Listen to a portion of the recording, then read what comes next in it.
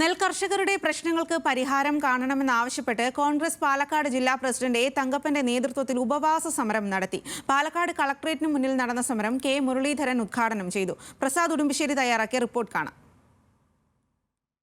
പാലക്കാട്ടെ നെൽകർഷകരുടെ പ്രശ്നങ്ങൾക്ക് ശാശ്വത പരിഹാരം കാണുക എന്ന ആവശ്യം ഉന്നയിച്ചുകൊണ്ടാണ് Palakkad DCC president A Thankappan ഇന്ന് ഏകദിന ഉപവാസം നടത്തുന്നത്.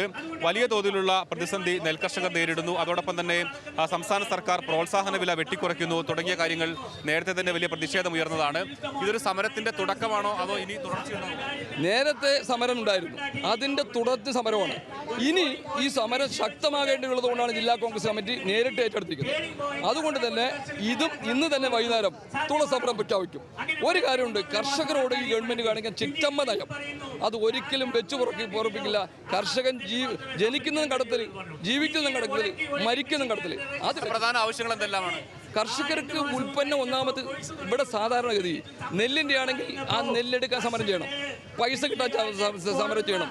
അതുപോലെ തന്നെയാണ് അവർ നെല്ലിൻ്റെ ഇപ്പോൾ നീർപ്പുണ്ടെങ്കിൽ ഇപ്പോൾ ചിറ്റൂർ മേഖലയിൽ 100 കിലോന് 5 കിലോ സപ്ലൈക്ക് പിടിക്കുകയാണ്. അതോടൊപ്പം തന്നെ കൃഷിക്കാർക്ക് ആ ഉൽപ്പന്നം വിറ്റ് കഴിഞ്ഞാൽ പൈസ കിട്ടാൻ വഴിയില്ല. ഇന്ന് വലിയ വീമ്പ് പറയാണ്, 1000 പേർക്ക് പൈസ കൊടുക്കുന്നു, കടം കൊടുക്കുകയാണ്. അപ്പം കടം ഉണ്ടല്ലോ, ആ വായ്പ നിർത്തി അവൻ്റെ ഉൽപ്പാദനത്തിന് വിലയും കൊടുത്താൽ വേറൊന്നും വേണ്ട. അതുമല്ല, അതിൻ്റെ താങ്ങുവില വർദ്ധിപ്പിക്കണം. ഈ വില കൊണ്ട് മുന്നോട്ട് പോകാൻ കഴിയില്ല. താങ്ങുവില വർദ്ധിപ്പിക്കണം, അവന് ഉഴവുകൂലി കൊടുക്കണം, അവർക്ക് കിട്ടുന്ന ഇൻസെൻറ്റീവ് കൊടുക്കണം, അവർക്ക് പെൻഷൻ കൊടുക്കണം. എങ്കിൽ മാത്രമേ കർഷകർ മുന്നോട്ട് പോകും. വരും ദിവസങ്ങളിൽ എങ്ങനെയായിരിക്കും സമരം മുന്നോട്ട് പോകും? 100% ഞങ്ങൾ സമാധാന ഉപവാസ സമരമാണ്. സമാധാനപരമായും ഗവൺമെന്റ് ശ്രദ്ധപ്പെടുക്കാൻ ആയിരങ്ങൾ അണിനിരന്നിട്ടുള്ള സമരമാണ്. അത് ഇനിയും തുടർന്ന് സമരമായി മുന്നോട്ട് പോകും.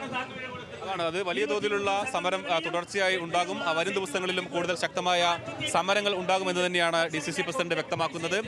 താങ്ങുവില വർദ്ധിപ്പിക്കുക എന്നുള്ളതാണ് അതിൽ ഏറ്റവും പ്രധാനപ്പെട്ടത്. സംസ്ഥാന സർക്കാരിന്റെ പ്രോത്സാഹന വില വെട്ടിക്കുറച്ചു, അതിലാണ് വലിയ പ്രതിഷേധം ഉണ്ടായിട്ടുള്ളത്. എന്തായാലും വരും ദിവസങ്ങളിൽ കൂടുതൽ ശക്തമായ പ്രതിഷേധം ഉണ്ടാകുമെന്ന് തന്നെയാണ് DCC പ്രസിഡന്റ് വ്യക്തമാക്കുന്നത്.